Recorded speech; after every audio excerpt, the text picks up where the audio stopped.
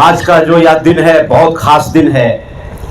खास दिन इसलिए है क्योंकि हम लोग आज मैनपाट के सिकरिया गांव नागाडार में राष्ट्रीय आदिवासी एकता परिषद, राष्ट्रीय आदिवासी कर्मचारी संघ, राष्ट्रीय आदिवासी छात्र संघ का संयुक्त 15वां प्रदेश अधिवेशन, राज्य अधिवेशन मना रहे हैं। और साथियों, ये पूरे देश में एकलौती ऐसी संगठन है जो राष्ट्रीय स्तर का संगठन है। ये पहली खूबी है। दूसरी खूबी ये है साथियों कि ये संगठन को संगठन चलाने के लिए नहीं बनाया गया है, उद्देश्य पूर्ति के लिए संगठन बनाया गया है। तो हम लोग आज उद्देश्य पूर्ति करने के संदर्भ में एक कदम आगे बढ़ाए हुए हैं और इस बहुत ही महत्वपूर्ण कार्यक्रम का संचालन करने के लिए, अध्यक्षता करने के लिए आज हमारे बीच में माननीय सिद्धांत मौर्य साहब, छात्र संघ के राष्ट्रीय अध्यक्ष।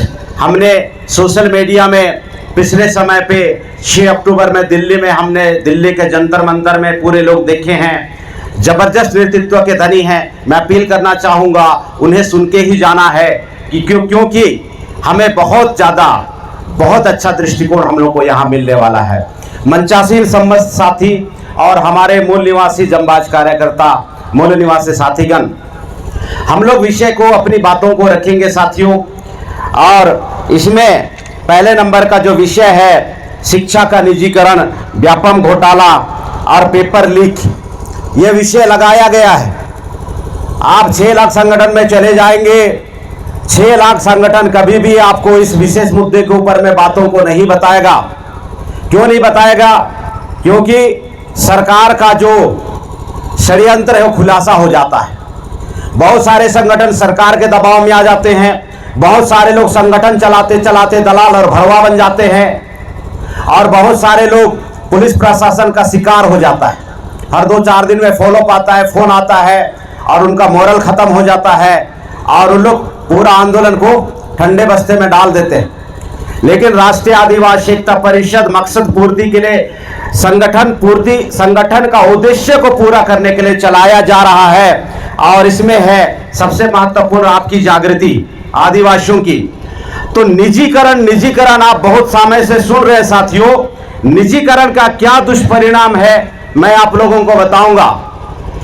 निजीकरण इतना भयंकर षड्यंत्र है, आप लोग सुनेंगे, आपके जो पैर है साथियों, आपके जो पैर जो है वहां से धरती सरकना शुरू हो जाएगा। इतना भयंकर मामला है क्योंकि जो सरकारी व्यवस्था बना हुआ है, जो सरकारीकरण है नेतृत्व करने के लिए, उसको षड्यंत्र पूर्वक साथियों 1992 में प्राइवेटाइजेशन, लिबराइजेशन, ये जो प्रोग्राम कांग्रेस सरकार के द्वारा बना, ये जो कांग्रेस सरकार के द्वारा बना, उसमें जो निजीकरण, प्राइवेटाइजेशन है, ये जो निजीकरण है, ये धीरे धीरे हमारे जो पूरे देश के लोगों का भविष्य को बंटाधार करने में बहुत अग्रणी भूमिका निभा रहा है।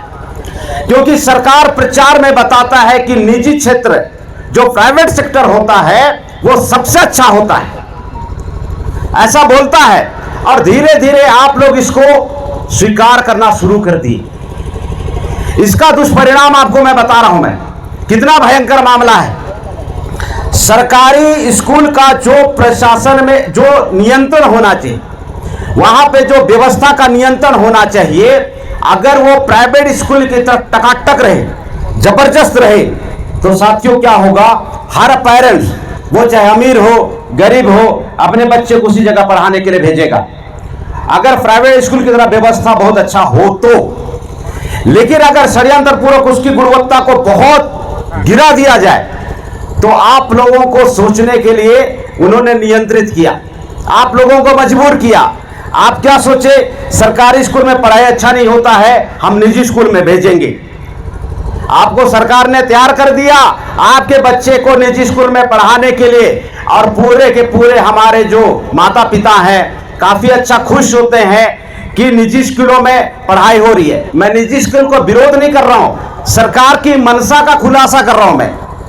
सरकार की मंशा क्या है इसके पीछे? तो साथियों, आने वाले 10-20 सालों में क्या होगा, पूरा का पूरा जो पेरेंट्स है अपने बच्चे को निजी स्कूल में शिफ्ट कर देगा और सरकारी स्कूल पूरी तरह से बंद हो जाएगा। आप लोगों को बहुत खुशी मिलेगा कि हमारा बच्चा प्राइवेट स्कूल में पढ़ता है।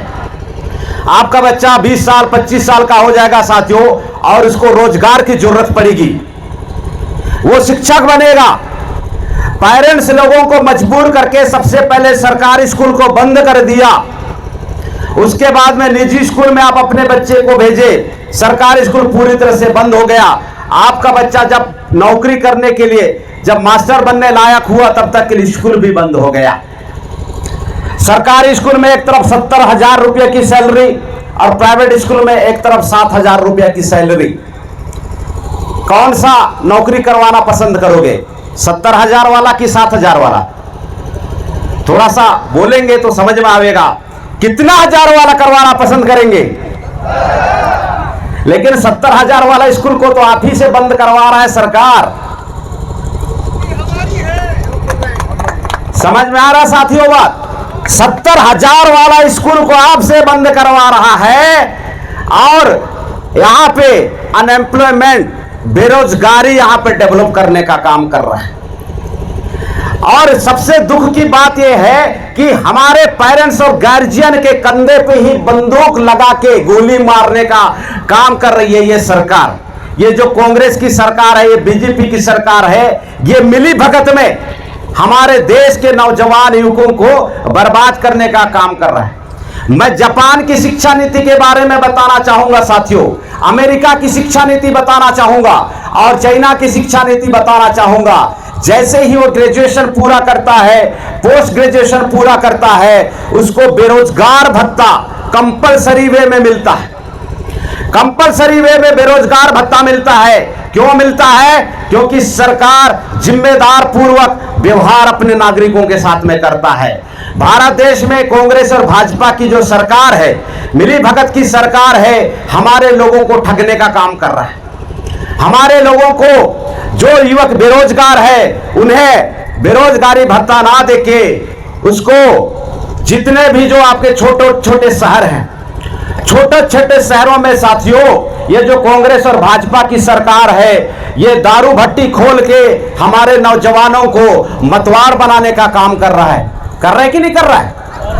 जापान की सरकार अपने नागरिकों को, नौजवानों को बेरोजगार भत्ता दे रहा है।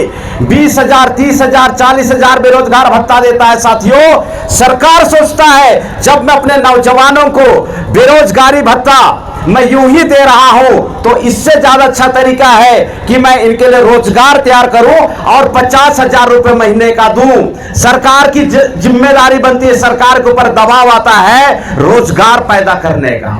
लेकिन भारत की जो व्यवस्था है, जस्टिस का उल्टा है। निजीकरण का इतना भयंकर मामला है साथियों, इतना भयंकर मामला है ये कि पूरे पूरे हमारे लोगों को बेरोजगार बनाने का षड्यंत्र है। आप लोगों को लग रहा होगा कि ये सिर्फ स्कूल में चल रहा है, ये पुलिस विभाग में भी चल रहा है। रेगुलर हमारे पुलिस के जो साथी थे वो भर्ती होते थे, कुछ समय के बाद में नगर सेना में भर्ती हुए, उसके बाद में अभी एक और भर्ती है 3 साल वाला। कौन सा भर्ती है सर? अग्निवीर, 4 साल वाला नौकरी अग्निवीर। ये 4 साल अपने लोगों के लिए कलेक्टर जो बनाते हैं लेटरल सिस्टम से। लेटरल सिस्टम का मतलब क्या है साथियों? पीछे के दरवाजे से बिना आईएएस और आईपीएस तैयार के पढ़े हुए, बिना परीक्षा लिखे लोगों को डायरेक्ट भर्ती। उसके लिए 30 से 40 साल का व्यवस्था बना के रखा है और ज्यादातर एसटी, एससी, ओबीसी और माइनॉरिटी लोग पुलिस की नौकरी करते हैं। उनके लिए इन्होंने क्या व्यवस्था बनाया है? 4 साल का व्यवस्था बनाया है। 4 साल में ये ट्रेनिंग देंगे हमारे नौजवानों को, बंदूक चलाने का ट्रेनिंग देंगे, गोली चलाने का ट्रेनिंग देंगे साथियों, और 4 साल के बाद में बोलेगा तुम्हारा नौकरी खत्म हो गया। और जो बंदा गोली चलाने जानता हो 4 साल के बाद में 5वें साल में क्या करेगा? हमारा जो नौजवान है जिसको हथियार चलाने का प्रशिक्षण सरकार दे रहा है, और 5वें साल बोल रहा जाओ तुम अपने घर पे बैठो। एक नौजवान युवक को जो 25 साल का नौजवान है, 26 साल का नौजवान है, उसको गन चलाने आता है, वो अपना ताकत कहां इस्तेमाल करेगा? ये जो निजीकरण का दुष्प्रभाव बता रहा हूं, जो नियमित भर्ती के माध्यम से 30 साल 40 साल 35 साल नौकरी करने को मौका मिलता है, एक जिंदगी गुजर बसर हो जाता है। ये सरकार 4 साल आपके बच्चे को गन चलाने का प्रशिक्षण देके अग्निवीर की नौकरी करवाता है। 5वें साल आपका बच्चा क्या करेगा? नांगर जोतेगा, गांव में जाके बकरी चराएगा, कि कट्टे के आड़ पे क्या करेगा वो आदमी? जो अमीर आदमी है कट्टे के नोक पे कुछ तो करेगा, हमारा लड़का करेगा कि नहीं करेगा? तो साथियों, जिस आदमी को जिस चीज की प्रशिक्षण मिलता है वो वही काम करता है। एक आदमी को हल चलाने का प्रशिक्षण मिलता है तो वो हल चलाता है। एक आदमी को क्लास में पढ़ाने का प्रशिक्षण मिलता है, वो ताउमर पढ़ाने का काम करता है। एक आदमी को ताउमर मैकेनिकल इंजीनियर का प्रशिक्षण मिलता है, वो मैकेनिकल इंजीनियर बनता है। तो साथियों, जिस प्रोफेशन में ट्रेंड होता है उसी प्रोफेशन को लगातार वो जीवन पर्यंत काम करते रहता है। लेकिन ये जो हमारे नौजवानों को बर्बाद करने वाली जो सरकार है, ये सरकार क्या कर रही है? हमारे लोगों को गल चलाना सिखा रही है, फिर घर बिठा रही है। आने वाले समय पे साथियों, कानून के उल्लंघन के आड़ में हमारे नौजवानों के ऊपर में फिर लोग काउंटर प्लान करेंगे। आदिवासियों की संख्या घटेगी। उसके बाद में जो हमारा 5वीं अनुसूची इलाका है वो सामान्य इलाका में घोषित होगा, जनरल इलाका में घोषित होगा। आज हमारा 5वीं अनुसूची इलाका होने के बावजूद यहाँ पे अडानी का, हिंडाल्को का, जिंदल का प्रकोप है। जिस दिन आपका सरगुजा संभाग ये जनरल इलाका घोषित हो जाएगा, उस दिन क्या होगा साथियों? विस्थापन होते रहेगा। तो निजीकरण के माध्यम से साथियों आपकी बर्बादी तय करने का काम सरकार कर रहा है। इतना भयंकर मामला है। उनको पता है, क्योंकि जो नियमित भर्ती के माध्यम से लाखों रुपया की सैलरी लेगा साथियों, पैसा शक्ति होता है, बुद्धि की शक्ति होती है, शरीर की ताकत शक्ति होती है। और ये तीनों जिस किसी भी इंसान के पास में होता है साथियों, समाज में उसका दबदबा होता है। आपके गांव में जो 1-1 लाख 1.5 लाख कमा रहा है, उसका ताकत अलग से दिखता है। जिनके पास में बहुत ज्यादा बुद्धि बल होता है, बहुत चंट दिमाग का आदमी होता है, उसका भी प्रभाव समाज में बहुत खतरनाक होता है। और जो शारीरिक रूप से बहुत बलवान होता है, उसका भी समाज में दबदबा होता है। ये तीनों चीज शक्ति का प्रतीक है और आपसे शक्ति को छीनने का काम कर रहा है ये सरकार, क्योंकि ये मनुस्मृति को मानने वाले लोग हैं। मनुस्मृति में आपको जो पहले नियम बनाया गया था कि ये जो शूद्र लोग हैं, आप लोग तो शूद्र के श्रेणी से बाहर के लोग हैं, क्योंकि ओबीसी लोगों को शूद्र बोला गया था, और आप तो आउट ऑफ शूद्र हैं। आदिवासी लोग जंगलों में रहते थे। हमारे अछूत समाज के जो लोग, जिसको ब्राह्मणों ने अछूत बनाया, वो ब्राह्मणों से लगातार लड़ते रहे, तो उन्हें शूद्र नहीं कहा गया, उन्हें अछूत कहा गया। शूद्र ओबीसी समाज को कहा गया साथियों। और उस समय मनुस्मृति में बोला गया कि शूद्रों को शिक्षा लेने का अधिकार नहीं होगा, शूद्रों को संपत्ति रखने का अधिकार नहीं होगा, और शूद्र शासक नहीं बन सकता। 1950 में साथियों संविधान लागू हो गया, लेकिन इनकी मनुस्मृति वाली मानसिकता आज भी खत्म नहीं हुआ है। इसलिए हमारे समाज के लोगों को वो बर्बाद करने के लिए बार बार षड्यंत्र का सहारा ले रहा है, हर बार षड्यंत्र ले रहा है। इसीलिए बाबा साहब अंबेडकर ने इनके ब्रेन के ऊपर में टिप्पणी किया था साथियों कि इनका जो ब्रेन होता है प्याज की तरह होता है, एक छिलका उतारिए दूसरा छिलका तैयार है, दूसरा छिलका उतारिए तीसरा छिलका तैयार है। कहने का मतलब क्या है साथियों? एक षड्यंत्र करेगा, आप उस षड्यंत्र का पर्दाफाश करेंगे, दूसरा षड्यंत्र करेगा, तीसरा षड्यंत्र करेगा, चौथा षड्यंत्र करेगा, और हर षड्यंत्र में मूल निवासी के बर्बादी का इतिहास लिखने का कार्यक्रम है इनका। इसलिए साथियों राष्ट्रीय आदिवासी एकता परिषद तमाम बातों के ऊपर में खुलासा कर रहा है। खुलासा आप लोगों को एंटरटेन करने के लिए नहीं किया जा रहा है, खुलासा आप लोगों को सबक सीखने के लिए किया जा रहा है, ताकि आप इनसे बचें। क्योंकि साथियों ये जो हमारा जो प्रबोधन है, ये हमारा निजी प्रबोधन नहीं है, ये जो प्रबोधन है हमारे 5000 साल के इतिहास का, हमारे महापुरुषों के इतिहास का निचोड़ है, सबक है। और जो अपने इतिहास से सबक नहीं सीखता है, वो इतिहास से सबक नहीं सीखता है, वो भविष्य का निर्माण नहीं कर सकता। जो अपने इतिहास से सबक नहीं सीखता है, इतिहास उसको सबक सिखाता है। मैं आप लोगों को ध्यानपूर्वक एक बात बताने के बाद मैं अपनी बातों को समाप्त करूंगा। साथियों, ये जो हमारे मूल निवासी महापुरुष ने जो लड़ाई लड़ा, उस लड़ाई लड़े हुए जो पिछले हमारे कुछ झलक है, उसको मैं शब्दों के माध्यम से बयां करने का प्रयास कर रहा हूं। अभी जैसे 15 तारीख को, 15 नवंबर को हमारे धरती आबा क्रांति नायक हमारे बिरसा मुंडा की जयंती है, जन्म जयंती। साथियों, आज पूरा आदिवासी समुदाय, पूरा एसटी एससी ओबीसी समुदाय बड़े गर्व के साथ में बिरसा मुंडा का नाम को पुकारता है। मुझे भी गर्व होता है कि हमारे जननायक बिरसा मुंडा का, मैं आदिवासी समाज में जो प्रभाव है हर कोई बोलेगा, लेकिन साथियों मैं यहां पे विश्लेषण करके आप लोगों को बताना चाहूंगा। विश्लेषण क्या है? जो आदमी हमारे समाज के दुश्मनों को साथ देता है, वो आदमी भी बड़े फकर के साथ में बिरसा मुंडा का नाम बोलता है। अभी जैसे पिछले समय में जसपुर में बिरसा मुंडा का जयंती के दिन में कार्यक्रम वहां पे उन्होंने लगाया था। उस कार्यक्रम में आप सुन के हैरान हो जाओगे, बिरसा मुंडा जयंती का नाम नहीं लिखा, लेकिन उन्होंने वहां पे जनजाति गौरव दिवस बनाया, जनजाति गौरव दिवस मनाया साथियों। और जनजाति गौरव दिवस में जो पूरा कार्यक्रम का जो संदेश था वो पूरा मिलावट से भरपूर था। मैंने आपको बोला था कि जो यहां से इतिहास से सबक सीख के नहीं जाएगा, इतिहास उसको हर बार सबक सिखाएगा। इस सबक को मैं क्लियर करूंगा, फिर अपनी बात को मैं समाप्त करूंगा। साथियों, बिरसा मुंडा को जो लड़ाई है, बिरसा मुंडा का जो लड़ाई था, शुद्ध रूप से जो जमीन छीनने वाले जो दीकू लोग थे, जो विदेशी लोग थे, उस समय के शोषणकर्ता जमींदार थे, उस समय के जो वहां के जो सामंतवादी व्यवस्था के चलाने वाले लोग थे, उनसे उनकी शुद्ध रूप से लड़ाई।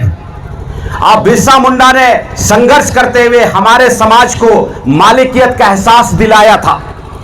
आज हमारे आदिवासी समाज में, हमारे जितने भी आदिवासी जिसको कांग्रेस नाम की पार्टी पसंद है, वो ब्राह्मणों को साथ सहयोग देते हुए वो बिरसा मुंडा का नाम लेता है।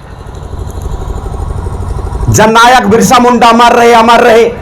जो बिरसा मुंडा जल जंगल जमीन की लड़ाई में एक तरफा लड़ाई लड़ा था, हमारे आदिवासी समाज के कुछ लोग समाज को धोखा देने के नियत से और कांग्रेस के ब्राह्मणों के साथ में मिलके हमारे समाज का सत्यानाश करने का काम कर रहे हैं। कुछ हमारे आदिवासी लोग भाजपा के साथ में मिलके हमारे आदिवासी का सत्यानाश करने में तुला हुआ है। साथियों, मैं आप लोगों को बताना चाहता हूं, एक समय का मिलावट वाला भोजन आपको बर्दाश्त नहीं होता, आप खींच जाते हैं। तो इतना लंबा समय हमारे मूल निवासी समाज का हुक्मरान बनने का दिशा हम लोग तय करने वाले हैं। मिलावट वाली विचारधारा से कैसे संभव होगा? अगर आप भोजन कर रहे हैं साथियों, 2-4 कंकड़ मिल जाता है तो आप डटकारना फटकारना शुरू कर देते हैं। कैसे चावल छांटते हो? बढ़िया से क्यों नहीं छांटते हो? यहां पे कंकड़ मिल रहा है। मिलावट का भोजन एक टाइम बर्दाश्त नहीं हो रहा है हमारे लोगों को। और मिलावट की सामाजिक संगठन 100 साल चलेगा क्या? मैं आप लोगों से पूछना चाहता हूं, चलेगा क्या 100 साल? मिलावट हमारे लिए जहर के समान है साथियों। आपको हमेशा एक चीज को चुनना पड़ेगा। आप लोग गौर करिए, या तो आप लोगों को आदिवासी चुनना पड़ेगा, या तो फिर आपको दलाली और भरवागिरी चुनना पड़ेगा। दोनों एक साथ कभी नहीं चल सकता, क्योंकि थाली में एक तरफ भोजन है साथियों और दूसरी तरफ जहर है। अगर दोनों को मिला के खाओगे तो मर जाओगे। अगर आप भोजन का चुनाव करोगे, शुद्ध भोजन का, तभी आप लंबा जी सकते हो। तो उसी तरह से अगर आदिवासी के आड़ में अगर कांग्रेस नाम की मिलावट आएगी, आदिवासी के नाम पे अगर भाजपा नाम की मिलावट आ जाएगी साथियों, 75 साल गुजर चुका है संविधान को लागू हुए, और 1947 को काउंट करोगे तथाकथित आजादी को, तो साथियों ये जो समय है ये 78 साल गुजर चुका है। 150 साल गुजर जाएगा, 200 साल गुजर जाएगा, बहुत सारा साल गुजर जाएगा, लेकिन आपकी स्वायत्त सरकार कभी नहीं आ सकती। संविधान ने 244 अनुच्छेद में आप लोगों को मालिक बनने का अधिकार दिया। आप लोगों का शासन बनाने का अधिकार दिया। आप लोगों का शासक बनना, शासन बनाना तो बहुत दूर की बात है साथियों, हमारे लोगों को जानकारी तक हासिल नहीं हुआ। 3 सरकार है, एक केंद्र सरकार है, दूसरा राज्य सरकार है और तीसरा हमारे आदिवासियों का सब सरकार है। वजूद में केंद्र सरकार है, वजूद में राज्य सरकार है, लेकिन वजूद में हमारा स्वयं सरकार नहीं है। अगर आप मिलावट वालों के साथ में दोगे, मिलावट का काम करोगे साथियों, आने वाले समय पे और धोखा खाते रहोगे। इसलिए साथियों आपको एक तरफा काम करना पड़ेगा। जैसे बाबा साहब अंबेडकर ने एक तरफा, उन्होंने दुश्मन निर्धारित किया, दुश्मन के विरोध में जीवन भर काम किया। बिरसा मुंडा ने दुश्मन निर्धारित किया, जीवन भर दुश्मनों के विरोध में काम किया। तंत्या भील ने दुश्मन निर्धारित किया, जीवन भर दुश्मनों के विरोध में काम किया। वामन मेश्राम साहब ने दुश्मन निर्धारित किया, 48 साल से जीवन पर्यंत उन्होंने दुश्मनों को विरोध में काम किया। अगर हम लोग हमारे इतिहास से सबक अगर नहीं सीखेंगे तो आपको क्या लगता है भविष्य का निर्माण कर पाएंगे क्या? मैं आप लोगों से पूछना चाहता हूं, अगर हम लोग मिलावट की आदिवासियत करेंगे तो हमारा हुक्मरान, हमारा जो 5वीं अनुसूची है, स्वच्छ सरकार है, वो हासिल कर पाएंगे क्या? तो साथियों इस जगत से सबक लेने की जरूरत है और अपने अपने गांव में जाके, अपने अपने तहसील में जाके, अपने अपने ब्लॉक में जाके, अपने अपने जिला में जाके साथियों आप लोग संगठन शक्ति निर्माण करने में आप मदद कीजिए। हमारी प्रयास ये है, हजारों की संख्या में एक तहसील में साथियों हमारे लाखों लाखों लोग होते हैं, एक तहसील में लाखों लाखों लोग होते हैं। हम इस मंच के माध्यम से राष्ट्रीय आदिवासी एकता परिषद के 15वां प्रदेश अधिवेशन के माध्यम से आप लोग से अपील करते हैं, अपने अपने तहसील में हजारों की संख्या में, 1-1 हजार संख्या में प्रशिक्षित कार्यकर्ता तैयार करने में, लीडर तैयार करने में मदद कीजिए साथियों। जब हमारे महापुरुषों की 5000 सालों का जो वास्तविक इतिहास को हम समाज में विचार को स्थापित करेंगे, तब जाके यहाँ पे व्यवस्था परिवर्तन हो सकता है साथियों। इसीलिए मैं आप लोगों से अपील करता हूं, बहुत तेजी से काम करने की जरूरत है। हमारे बीच में एक से प्रभावशाली वक्ता है, सभी के शब्दों को गौर कीजिए और सभी के शब्दों को गौर करते हुए सबक लेते हुए जाइए और इस सबक का एप्लीकेशन करना है साथियों। सुनना, जानकारी इकट्ठा करना होता है, इस जानकारी का प्रतिदिन उपयोग करना, इसको व्यवहार में लाना, इसको काम में करना, यह बुद्धिमानी होता है, यह होशियारी होता है। और इस मंच के माध्यम से मैं आपकी होशियारी की कामना करता हूं, आपकी कर्मठता का कामना करता हूं, आपकी 5वीं अनुसूची की कामना करता हूं, आपकी स्वच्छ सरकार की कामना करता हूं, आपकी आजादी की कामना करता हूं, आपकी मालिकियत की कामना करता हूं और आप सभी साथी लोग ऐसा करेंगे, ऐसा उम्मीद करते हुए आज किस मौके पर मैं इतनी बातें बोलता हूं। बहुत बहुत धन्यवाद। जय मूल निवासी।